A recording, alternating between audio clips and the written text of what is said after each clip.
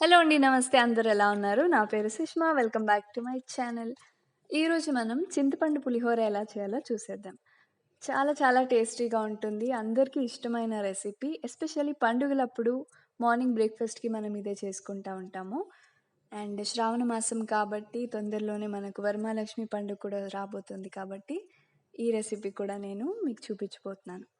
So, usually ఏంటంటే కర్ణాటకలో చింతపండు పులిహోరని పులియోగ్రే అని పిలుస్తారు. సో, దీనికి కావాల్సిన ఇంగ్రీడియెంట్స్ ఇక్కడ మెన్షన్ చేశాను. నోట్ చేసుకోండి. కుక్డ్ రైస్ అంటే అన్నం, పల్లీలు 3 స్పూన్లు, చింతపండు, ఎండుమిర్చి, కరివేపాకు, మెంతులు, మినపప్పు, జీలకర్ర, ఆవాలు, ఇంగువ, పసుపు, నువ్వులు, నూనె, ఉప్పు రుచికి తగినంత. సో, ముందుగా అన్నం వండుకోవాలి. ఒక 2 కప్స్ రైస్ తీసుకున్నాము. బాగా వాష్ చేసి హాఫ్ అన్ అవర్ నానబెట్టాలి.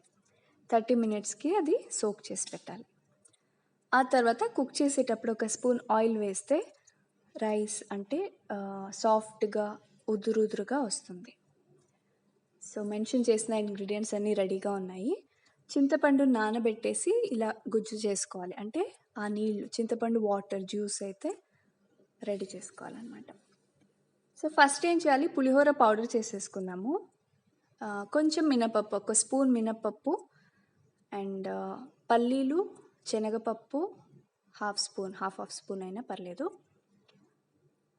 ఫ్రై చేసుకోవాలి బాగా. కొంచెం కలర్ మారేంత వరకు, లైట్ బ్రౌనిష్ వచ్చేంత వరకు ఫ్రై చేసుకుని కరివేపాకు, మిర్చి వేసుకొని కూడా ఫ్రై చేసుకుందాం. లాస్ట్‌లో మొత్తం ఫ్రై అయిన తర్వాత లాస్ట్‌లో కొంచెం ఇంగువ, నువ్వులు లాస్ట్‌లో వేసుకోండి. అది ఎక్కువ టైం పట్టదనమాట అందుకని. దాన్ని గ్రైండ్ చేసి పౌడర్ చేసి పక్కన పెట్టేయండి. ఇప్పుడు పులిహోరకి తిరువాత పెట్టేద్దాం. నూనె లేకపోతే నెయ్యి ఏదైనా పర్లేదు. నేనైతే నూనె తీసుకున్నా. హీట్ అయిన తర్వాత ఆవాలు, కొంచెం జీలకర్ర, మినప్పప్పు, పల్లీలు ఇవన్నీ వేసి దోరగా వేయించిన తర్వాత ఆయిల్ కొంచెం ఎక్కువే తీసుకున్నా సో దట్ అది రైస్ ఎక్కువ అబ్జార్బ్ చేసుకుంటుంది కాబట్టి.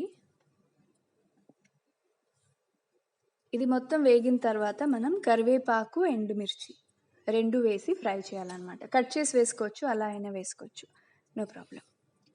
ఎండుమిర్చి కట్ చేసి వేసుకుంటే బెటర్.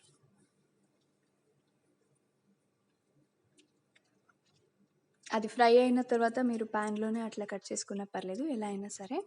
ఆ తర్వాత చింతపండు రసం ఏదైతే పెట్టుకున్నామో అది కూడా యాడ్ చేసేయాలి.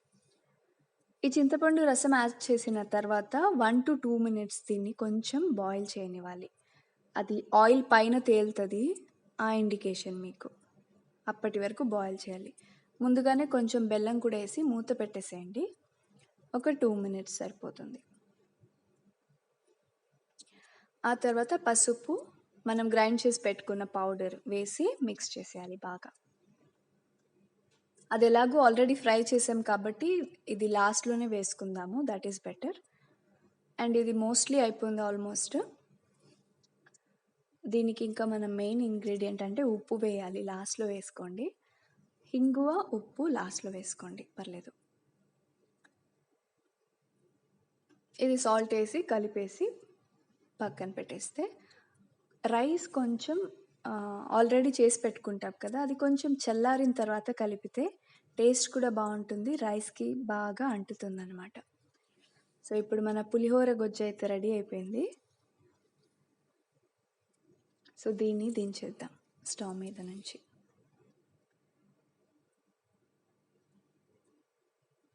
సాల్ట్ వేసి ఒక 2 సార్లు సాల్ట్ చేసి మనం దించేయచ్చు అనమాట.